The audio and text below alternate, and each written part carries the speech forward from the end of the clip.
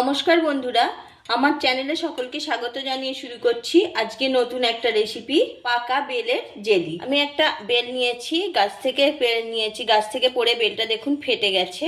Bell দিয়ে আজকে বেলের জেলি বানাচ্ছি। বেলটা ভালো করে ধুয়ে নিয়েছি, এবার বেলটাকে আমি ফাটিয়ে নিচ্ছি। সম্পূর্ণ ভিডিওটা দেখতে থাকুন কিভাবে বানাচ্ছি। বেলের শাঁসটা আমি বার করে নিচ্ছি। একটা চামচ নিয়ে নিয়েছি, চামচ দিয়ে বেলের শাঁসটা বার করে নিচ্ছি। সমস্ত বেলের শাঁসটা বার করে নিয়েছি।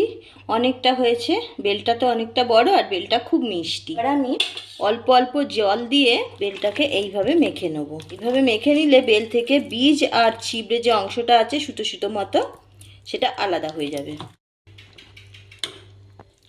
এইভাবে আমি বেলের ছিবড়েটা আলাদা করে নিচ্ছি। ছিবড়েগুলো আলাদা করে নিয়ে একটা ছাঁকনি দিয়ে ছেঁকে নেব। এবার একটা ছাঁকনির সাহায্যে আমি ছেঁকে নিচ্ছি। এইভাবে ছাঁকনি দিয়ে ছেঁকে নেব। ছাঁকনি দিয়ে ছেঁকে নিলে আরও কিছুটা ছিবড়ে বেরিয়ে যাবে, একদম স্মুথ একটা বেলের পাল্প বেরোবে। ছাঁকনি দিয়ে বেলের সমস্ত পাল্পটা বার করে নিয়েছি। ছাঁকনির পিছন পাল্পটা নিয়ে নিলাম। গ্যাস অন করে একটা কড়াই বসিয়ে দিয়েছি। কড়াইয়ের মধ্যে বেলের পাল্পটা দিয়ে দিচ্ছি। মিডিয়াম আঁচে বেলের পাল্পটা আমি 5 থেকে 6 মিনিট জাল করে নিচ্ছি। অনবরত নাড়াচাড়া করতে হবে। দেখুন জাল করতে করতে কালারটাও চেঞ্জ হয়ে গেছে আর অনেকটাই ঘন হয়ে গেছে। এবার দিয়ে দিচ্ছি 1 কাপ মতো চিনি। চিনিটা দিয়েও নাড়তে থাকবো। একটা হামানদিস্তা নিয়েছি, 2টো এলাচ ফাটিয়ে নেবো ভালোভাবে। চিনিটা গলে গেছে, অনেকটা পাতলা হয়ে গেছে। এটা আবার জাল করতে করতে ঘন হয়ে যাবে। আমি এলাচটা দিয়ে দিচ্ছি। এলাচটা দিলে ফ্লেভারটা খুব সুন্দর হয়। অনেকটাই গাঢ় হয়ে গেছে, আমি আরও কিছুটা গাঢ় করে নেব। রেসিপি যদি ভালো লাগে লাইক অবশ্যই দেবেন, কমেন্ট করে জানাতে ভুলবেন না কেমন লাগলো। আর প্রচুর প্রচুর শেয়ার করুন। যে সকল বন্ধুরা আমার চ্যানেলে নতুন তাদের অনুরোধ করছি চ্যানেলটা সাবস্ক্রাইব করে পাশে থাকার জন্য।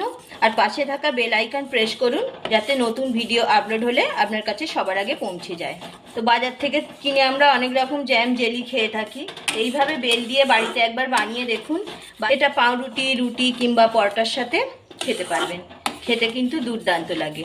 একবার হলেও এইভাবে বাড়িতে বানিয়ে দেখুন। এখন তো বেলের সিজন, প্রচুর পাকা বেল পাওয়া যাচ্ছে। বেলের জেলি হয়ে এসেছে। আমি একটা প্লেট নিয়েছি, প্লেটের মধ্যে একটু তুলে দেখছি, একটু ঠান্ডা হতে দেব।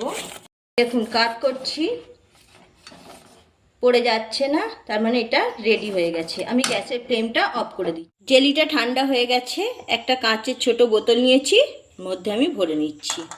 বোতলের মধ্যে আমি জেলিটা ভরে নিয়েছি। দেখুন কতটা সুন্দর দেখতে লাগছে। এইভাবে আপনারা বাড়িতে বানিয়ে দেখবেন। আর এটা আমি ঢাকনা এঁটে রেখে দিচ্ছি। নর্মাল টেম্পারেচারে রাখবো, তবে ফ্রিজে রাখলে অনেক দিন পর্যন্ত ভালো থাকবে। নর্মাল টেম্পারেচারে রেখে আপনারা 6 মাস পর্যন্ত খেতে পারবেন। সম্পূর্ণ ভিডিওটা দেখার জন্য অসংখ্য ধন্যবাদ। আবার দেখা হচ্ছে অন্য কোনো ভিডিওতে।